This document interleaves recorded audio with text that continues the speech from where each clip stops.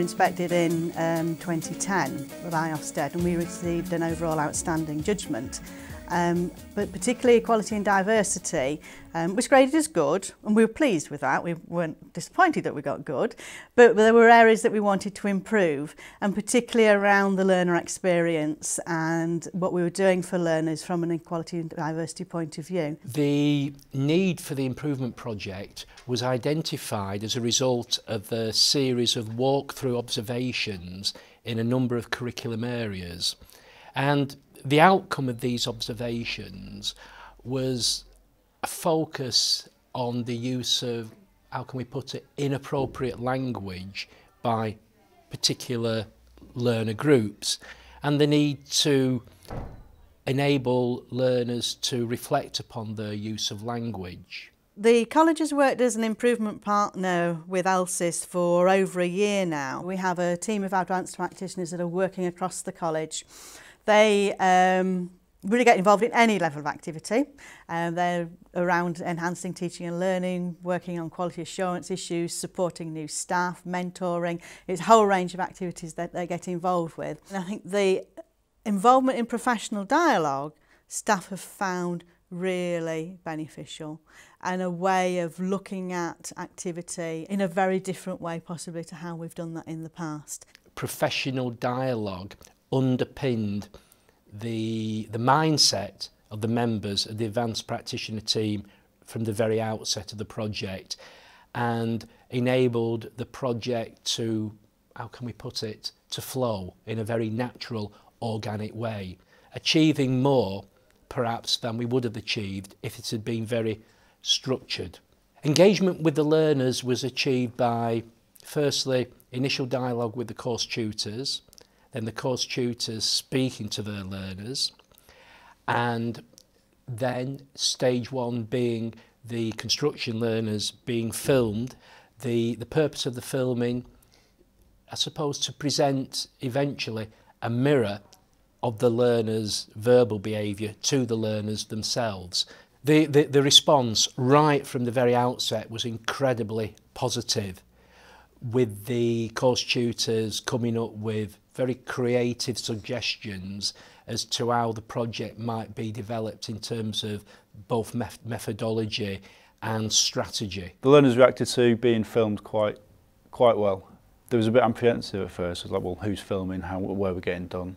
But because we filmed in our classroom for the theory, they was a bit more comfortable with that. But they embraced it. We gave them questions and we just let them answer, we let them go with it. Where they thought appropriate language could be used, where it shouldn't be used, the types of language. We made a table, we filled the table in of the language used, that they use, that they've heard, who they've heard it from, which was really interesting. And we got them to rate it on a scale of 1 to 10. Some of them thought some language was really acceptable, some thought it wasn't. After that, we've just had discussions. We've put a lot of the emphasis on the language used within construction, where they're going to use it out on site, when they're going to use it when they're older, when they have children of their own and they've got people coming to the houses. I think it's something that has helped other people to kind of see, well, we might be taking a bit too far and stuff. It's made me realise how many other words can be offended and portrayed. So one thing that might seem harmless to us can offend another person. It'll be useful when we get into full education, because obviously if we're on a building site or wherever we go to next, we can't just run our mouth, because that could lead us to the sack, and then that'll just spiral downwards and we'll end up in all sorts of trouble, really. It's a real good way of making learners aware that eventually they're going to be working with people, with clients, they're going to be running businesses.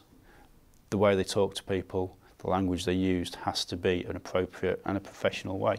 If it isn't, they'll never succeed. The main difference that the project has made has developed an awareness within the advanced practitioner team that by starting with a small focus group, i.e. in this case the construction learners, we can work with that group and gradually expand outwards and see this small project as connecting on to future projects. So for example, the learners that we've currently been working with, these learners to become self-regulating, to develop their own rules, and then to become, let's say, language mentors for other students. From an organisational point of view, the way we've gone about doing this and the experience that it's given, the use of the improvement team, the use of professional dialogue, the use of staff and students in bringing about a change, that has all been a very rewarding experience. As a college, we are continuing to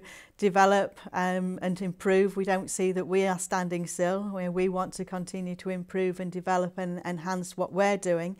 We want to work with other people in doing that as much as possible. We're looking to get involved in any other projects that might be coming up in the future where we can sort of share our experiences but also enhance things for the sector generally. We enjoy working with other providers, we enjoy offering that support, and any opportunities that we can get engaged in any activity that helps improve the sector, then we're more than willing to do so.